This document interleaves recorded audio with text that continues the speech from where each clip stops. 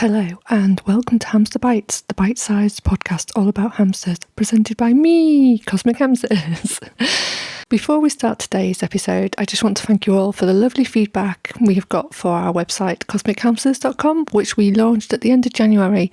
If you haven't already checked it out, it has loads of helpful information all about proper hamster care, including guides and resources so your hamster can thrive in their home with you. Anyhow, without further ado, let's crack on with today's podcast. In today's episode, I want to share with you all something I started to do for all my hamsters about 5 years ago, and when I mentioned it in my stories over on Instagram at the time, I was genuinely shocked by how many people thought it was such a good idea and they were going to do the same. The response was so huge, I actually ended up doing a post on it in greater detail. So, if you don't know, I'm disabled and chronically ill, and one thing I really worried about with my hamsters was if I got too ill to look after my hamsters or had to go into hospital, who would look after them and actually know what to do with them? And that's when, for my own peace of mind, I came up with a care guide for each of my hamsters.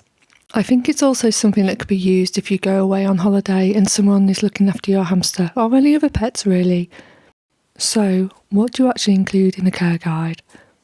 I started off with putting my hamster's name at the top, and then I say a little bit about handling and their temperament. For example, if they are okay to be handled or not, if they will bite or not, and if they like to free roam. If so, how long for and how to do it safely, or are they just happy to stay in their enclosure? Then you can put a bit about food, including how much and how often. Some specific things I include in this section is their main food mix, what fresh food they like, sprays, flowers, leaves and treats. I kept all of my supplies under my hamster enclosures, so it was handy, so I just made notes of what tins they were in.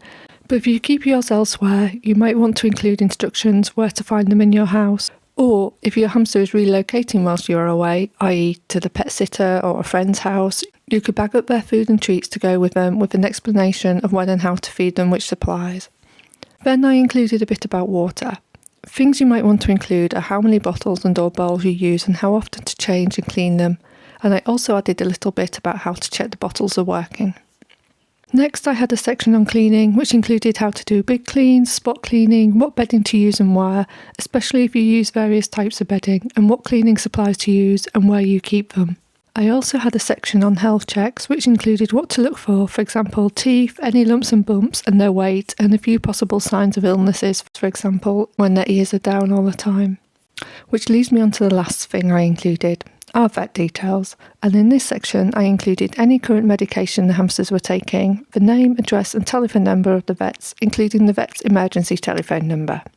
I just typed all of this up and printed it off, but you could handwrite it too, whatever is easier for you, and then I put mine in one of those clear A4 sleeves and attached them to the side of each of my hamster's cages with a bit of clear tape.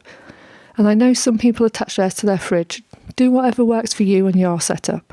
Let me know what you think about this idea, and do you do something like this already, or now that I have mentioned it, are you going to do this for your hamster, or even any other pets you have? As always, thank you for listening, and until next time, stay cosmic!